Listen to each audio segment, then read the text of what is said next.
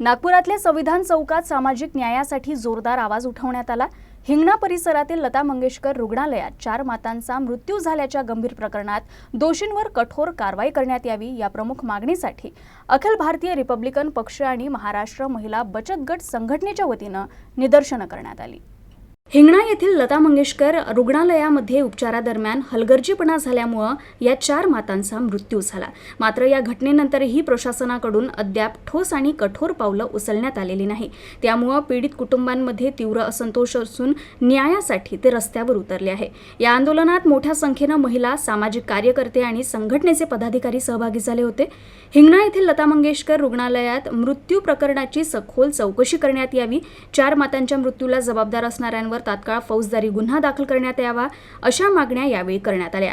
महिलांच्या आरोग्य सुरक्षेचा प्रश्न अत्यंत गंभीर असून खासगी रुग्णालयांवरील नियंत्रण आणि जबाबदारी निश्चित करण्याची गरज असल्याचंही यावेळी ठळकपणे मांडण्यात आलं।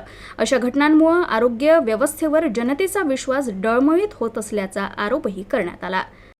या हॉस्पिटलमध्ये गेल्या मागील 2-3 महिन्यामध्ये 20 मातेच्या जवळपास मृत्यू झालेला आहे आणि हे खूप गंभीर बाब आहे।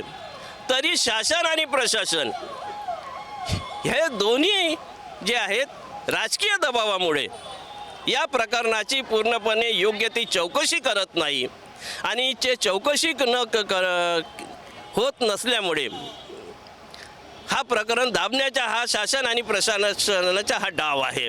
आणि याकरिता आज आमची या आंदोलनाच्या मार्फत मागणी आहे की सिव्हिल सर्जन यांनी जे केलेली चौकशी आहे ती नाममात्र चौकशी आहे।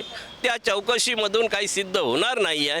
त्याकरिता IPS अधिकाऱ्याच्या मार्फत आपण दुसरी चौकशी करावी आणि या मृतक महिलांना न्याय देण्यात यावा अशी आपणास विनंती करण्यात येत आहे। माझं नाव लोमेश आनंदराव राऊत, शुभांगी राऊत ही माझी पत्नी होती।